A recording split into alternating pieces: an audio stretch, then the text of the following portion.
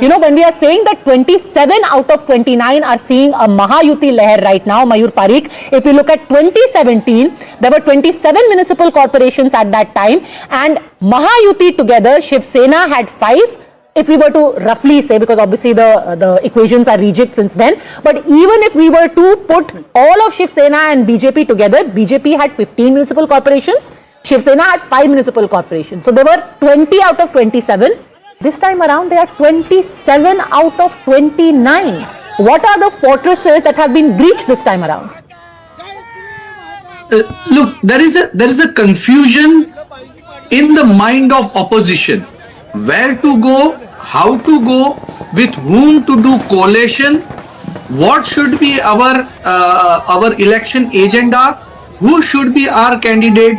Even we can see, I mean, like, we can clearly throughout the election can see that there were been coalition at a different level with the different parties, which was never been converted into votes. People were confused. There was lack of focus. It was a very clear, I mean, like, two Sharad Pawars are coming together to fight against BJP. This was something like a very peak, but still they couldn't defeat BJP. Why? Because BJP has got 24/7 election machinery.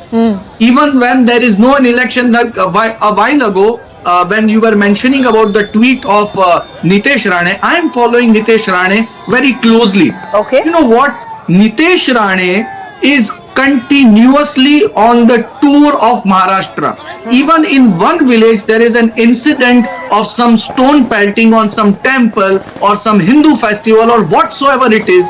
Let the event even that incident be a so small, affecting only 100 or 150 people. Nitesh Rane rushed there within 24 hours, speak with the local media, get the coverage in local paper, which never a regional media or a national media will ever cover. But this creates an impression in the mind of the people that there is someone who is caring for us. I think that's the most important part, and I think BMC also essentially exemplifies just that, you know, the machinery and you know, the muscle that Mumbai brings to the table, and I think losing that is going to be a huge And the ideology, Gauri. You know, and the ideology, of course. It's a fact that people say this is a municipal corporation election, so it should only be about, you know, bijli, pani, sadak, etc. But I think the larger narrative, what is set for years. what Mayur Parikh was saying, that essentially the message put out by BJP was, boss, we are clear about our ideology. We are about Hindutva and we are about Vikas. Yes. And that, the face of that Hindutva plus Vikas was Devendra Fadnavis. He's a young man, started his career as corporator from Nagpur. Started with a Sangh background, or as he said in our power play, मैं background का नहीं हूँ, मैं संघ का हूँ, मैं आज भी संघ का हूँ.